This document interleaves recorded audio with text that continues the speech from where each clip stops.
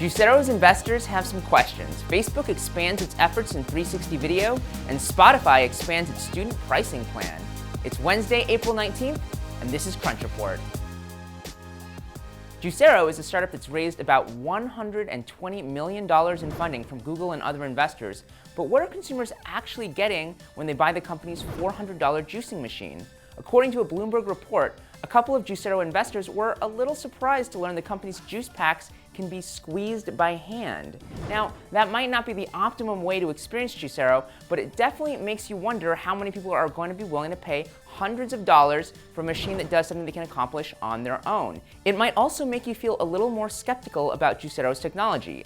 I mean, maybe it really is as sophisticated as the company says, but if so, why? Facebook made a bunch of announcements at its F8 developer conference yesterday, and it wasn't done making news. Today's announcements included designs for 2 new 360-degree video cameras, which Facebook plans to license to commercial partners. One of the big goals of these cameras is to make it easier to create videos where the viewer can tilt their head and get a real perception of depth. Facebook also says it's working on technology that predicts where the viewer is going to look next. That allows the company to focus on rendering that area of the footage so you're less likely to turn your head and see something blurry.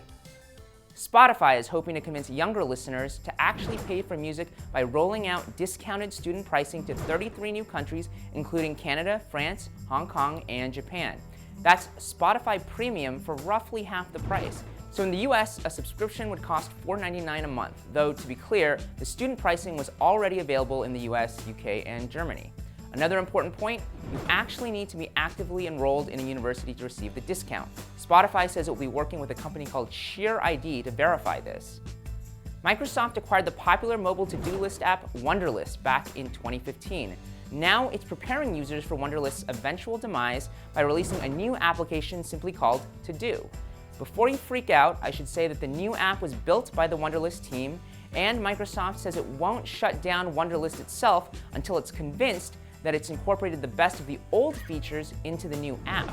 Microsoft has also created an importer to move your to-do list from Wunderlist into ToDo. So why even create a new app then? One possible explanation is the fact that ToDo has been built to integrate with Microsoft Office. You may remember that the ACLU recently joined startup accelerator Y Combinator. Well, Planned Parenthood has followed in its footsteps, and it's now part of the seed program at 500 startups. That means Planned Parenthood will receive a $100,000 donation from 500 startups and will also receive mentorship around its period tracking app, Spot On. 500 startups partner Rebecca Woodcock told us she's hoping Planned Parenthood is just the first of many similar organizations that her program can support. That's the report for today. I'm Anthony Ha, filling in for your regular host, Tito Hamzy. Crunch Report airs every weekday at 7 p.m. Eastern, 4 p.m. Pacific on TechCrunch.com. You can also find us on iTunes and on YouTube. We'll see you tomorrow.